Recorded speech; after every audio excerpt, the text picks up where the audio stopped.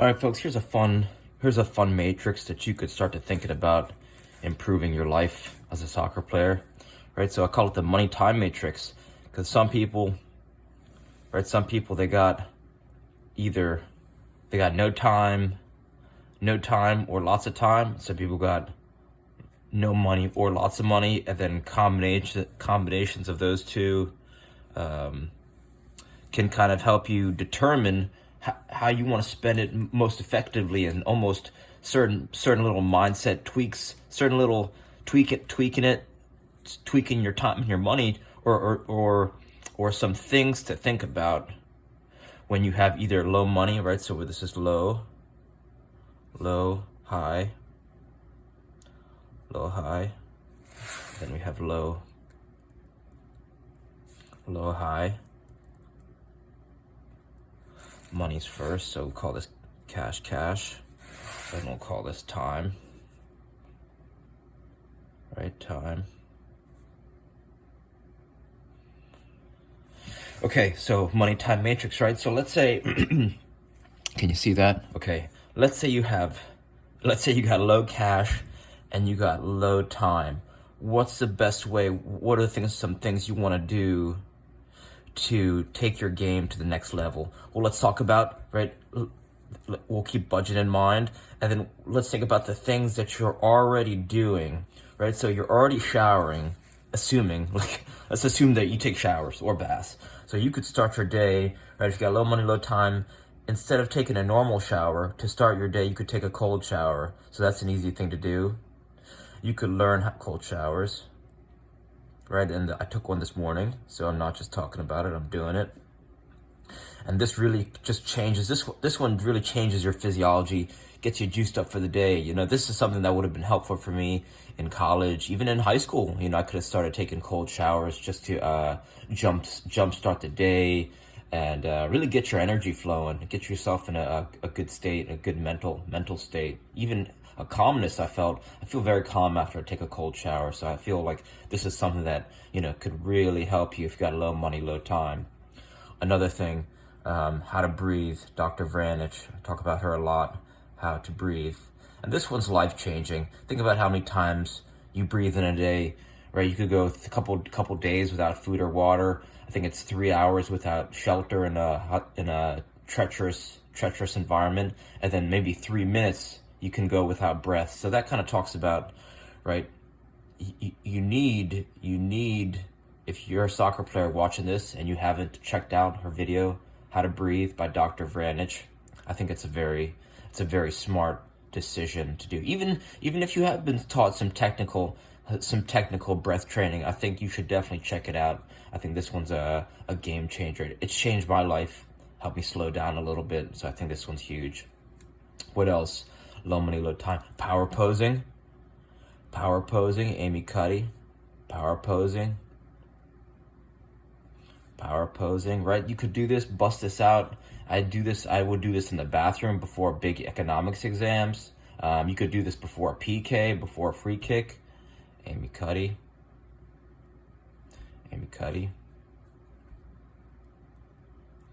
What else for low money, low time? What else can you do? You could have a standing desk. A lot of these are effortless, and they're passive too. Using a standing desk, or look at me, I'm at a counter right now, right? Standing desk, and you're already going to be doing schoolwork or homework, right? Ideally, I mean, hopefully, if you're in some type of office setting, you could be, inquire about a standing desk, and then, right, that's not that complex. You know, they say sitting is the new smoking, so standing's super important. Even just getting some of gets your balance involved. Working on your posture instead of being hunched over a seat. Standing desk, this is important. What's another passive thing? Low money, low time. It's not that hard to get a bicycle these days. You know, biking to work, biking to school. Just being outside, seeing some trees and stuff, right? Bike's easy. And that's just gonna get your fitness up. And you don't have to go to the gym for that. You're just gonna, cruise the bike around. Some people that can't work for, You know, if you, I would walk to school, but I could have biked to school and then got more touches when I arrived. So this is relevant for me in middle school. You know, I could have used this in middle school. Hell, I could have biked. I could have biked in high school. I went to a local high school for freshman year, so this could have been me in high school. College. Well, I lived on campus for freshman year, so freshman year it would have been relevant to bike around. So I'll write college down. And living in Newport, it's taken me out of my 7 or 8 years in Newport, I've had a bike for maybe 2 of them. So that was 6 years I could have taken advantage of that opportunity. Anyway, right? So there's a lot of things that you could start to get into. Oh, you could learn how to juggle 3 balls. Learn how to juggle 3 balls. Can you see that? There, that's better. Right? You could also learn the alternating, underhand, sneak. I think actually this box is the most life-changing, right? Because these are all things you could check out even if you have no tools and resources. You know, most of these you could learn with just a computer or someone's cell phone. You know, you get online, even if you don't have your own cell phone, you go to a library and you start learning some of these skills. These are almost the most rewarding things, right? Like buying tools, if you have a lot of money, a lot of time, like mastering tools is nice, but it's almost the things that are free and only require time, I think, yield the largest investment. So I think if you could start anywhere, this is where you need to start, because this will change your life, right? It's knowledge, right? Knowledge is power. It's really true. Knowledge is peace and it's power. So I think, these are a great resource to start with if you got low money, low time. Let's go the exact opposite. Let's say you got high money, right? Lots of money, lots of time, right? What are your problems? I think that's a rarity, because most people who have a lot of money, usually, I'd argue you start to overcommit yourself into things that you maybe don't want to do, and you're doing a lot of things that aren't necessarily growing your life. But who knows? These are just assumptions. But let's stay focused. High money, high time. What can you do? Well, if you got high money, a lot of time, I think you actually want to go the opposite way. I think you want to slim out, right? So you want to, because if you have a complexity of, most people who have lots of money and who have lots of time also have lots of things. And I think when you have lots of things, even the little things, the little decisions of what shirt to wear, what shoes to wear, and what, those things they restrict your creativity. So I think you actually want to slim down your possessions. You want to slim down possessions. And the reason you want to do that is because you'll get clarity. Right? Albert Einstein, he would wear the same suit jacket, right? He'd wear the same suit jacket. Always wore the same suit jacket. And he did that because it wasn't a decision that he had to make anymore, right? He wasn't worried. He wasn't sweating his life, right? Like, he would wake up, I'm sure he did his laundry, had his clean clothes, but he'd wear the same suit jacket because now he didn't have to put any mental energy into what am I going to wear. It all went to his creativity and thinking about physics and, how the world worked. So this is something that you don't even need a lot of money or a lot of time to think about. You could slim down.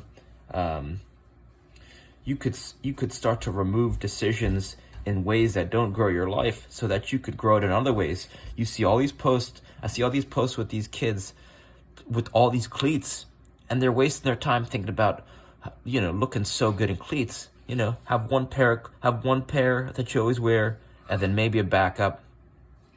So one pair, one backup, and then maybe, soft ground, or you have a turf shoe or indoor. But you see kids with 10 pairs of cleats, 11 pairs of cleats. They're focused on the wrong thing. So I think this is the biggest takeaway, that if you have a lot of time and a lot of money, this is something that can help grow your life. Most people who have, I believe, a lot of time, a lot of money, they, even, I see, okay, so for example, I train at a college gym, right? And you have these kids who, since they're in college, they're on, I see kids wasting, they'll be in the gym for an hour or two, but they won't be focused. And what I've noticed is that they could turn a 2-hour gym session, 2 hours. They could turn a 2-hour gym session into either 30 minutes to 45-minute session and be hyper focused, but they piss away 2 hours, and it's like you're never gonna get those 2 hours back. So it's, they mosey, they do they do foam rolling warm up, and then they're doing friggin' bicep curls, and they're doing, chest flies. It's like they're doing all things that are going to improve their aesthetics instead of hanging,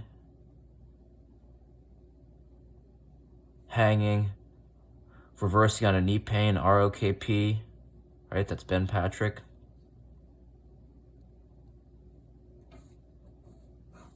No one's doing ROKP, no one's doing hanging, no one's doing torture twist, no one's doing any balance work, so there's no one-legged balance. And I watch a lot of, no one knows one-legged balance.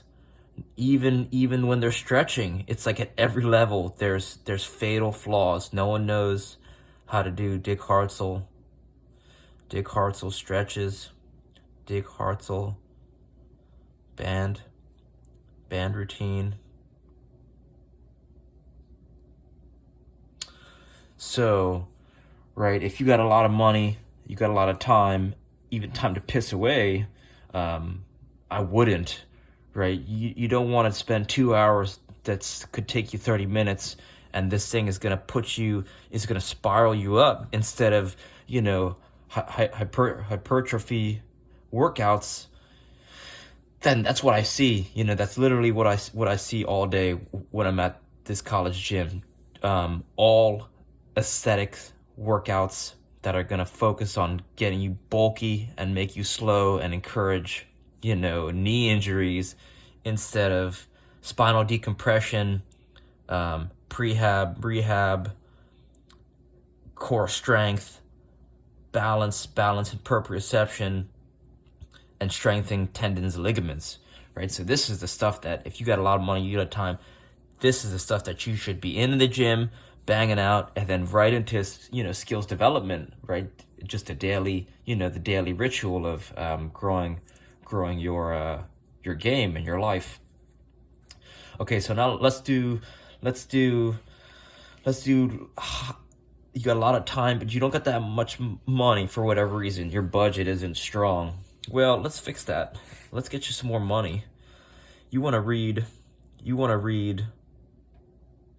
I Will Teach You to Be Rich.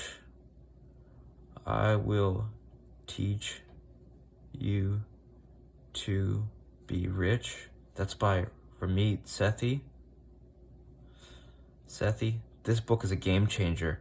This completely changed my relationship and how I viewed money, for the better, right? This almost unlocked This starts to unlock creativity, because instead of sweating about, sweating about life's expenses, you could start to, it'll just change the way you see things. At least it did for me. What's another book, good one that's going to help change your relationship with money? There's a book that's called, oh shit, I think it's Morgan Housel, and it's Wealth.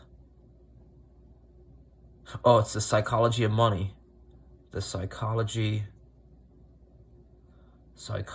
of Money. Right, and that's an excellent book. The first story talks about this guy who works at a gas station all his life, and he retired, or he died with like $3.2 million, worked at a gas station his whole life. And he talked about the flip side. Another story, this guy was a multi-millionaire, and he died penniless because he pissed it away and was not a nice person, right? So this is a great book, Morgan Housel, The Psychology of Money. There's another book, Die with Zero. That's also super helpful. Die with Zero. So, this can change your relationship with money, these 3 books. And then let's go deeper, because now let's talk about some soccer stuff. You got high time, low money. You want to get a kick trainer, right? Because if your touch can be flawless with a kick trainer, that's just a fun tool, kick trainer. I mean, you could throw this kick trainer in every box, right? That could be high money, high time. This could be, this could be low money, low time. This could be low money or high time, low money, or I'm sorry, high money, low time, right? So this could fit in every box. This is 4 quadrants applicable. What else? So you could have high time, but you have low money. High time, low money, high time. Right, that means you're just spending your time ineffectively. It's hard. Most, I would say 90% of the first world Americans have problems with possessions, spend too much time thinking about the quality of their possessions instead of the quality of their thoughts and the quality of their actions. So I would also read the book. I would read the book Atomic Habits. That's James Clear.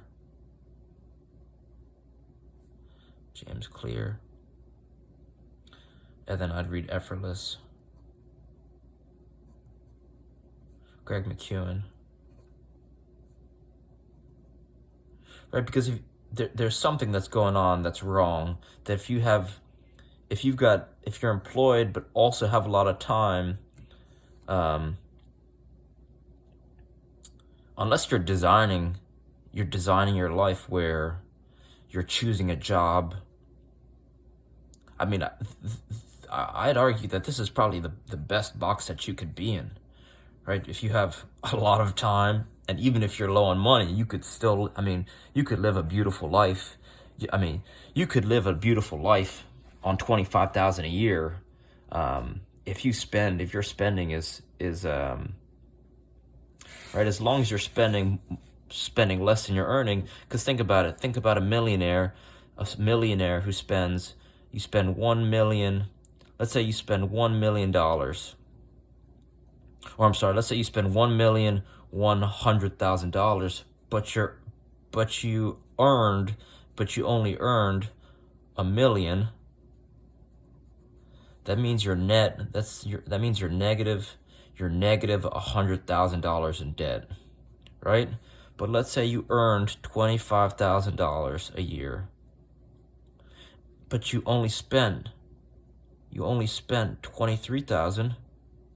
That means you're plus $2,000, right? So this is something that took me a while to find out. I think I learned this from the guy who invented Craigslist. Spending matters more than earning. right? Spending is matters more than earning. And I'm not saying it's not good to, like, you want to maximize earning and you want to maximize investments and all that stuff. But at the fundamental level, if you can control your spending, you're disciplined with your spending, I think that'll change your life. So I think, how it relates to having low money and high time, I think you just have to develop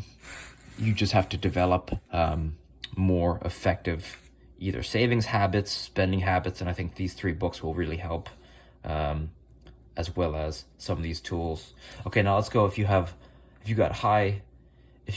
a lot of cash but no time, then I think you just need to decommit.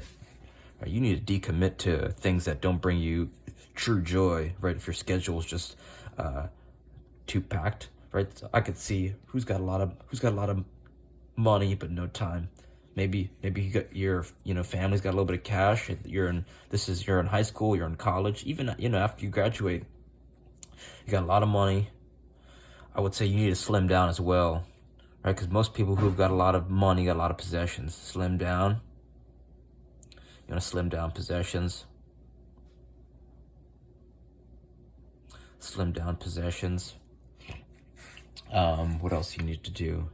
High money, low time, right? Because when you slim down possessions, then that leaves you with the things that bring you true joy. That's soccer stuff. Reveals true joy. You're good? True joy. Right, so when you kind of declutter, it reveals the gold within yourself, I would say. Reveals the gold.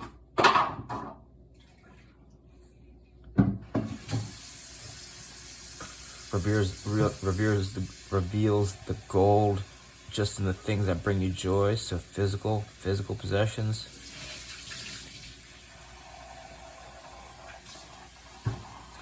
Physical possessions, as well as unlocks creative thought.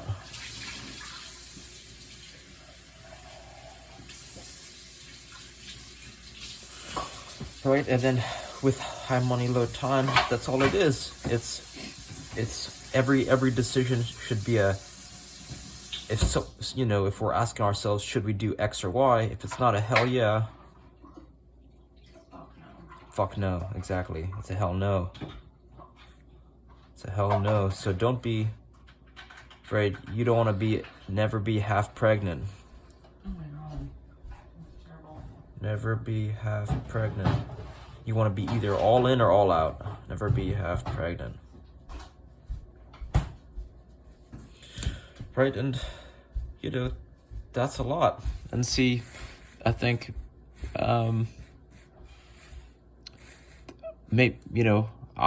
I found it helpful just talking through some of these topics. And I think this is something that I've been thinking about this money time matrix for years. So this is something, even if you're in high school, you're in college, hopefully this can help you grow and I guess just grow your life, right? So if you found this helpful, I'm thankful for that. And if you think, well, these ideas are flawed, or I don't find this useful, or this could be more useful in XYZ ways, I would love to hear from you. But yeah, reach out with any questions, and I hope this helps. All right, thank you.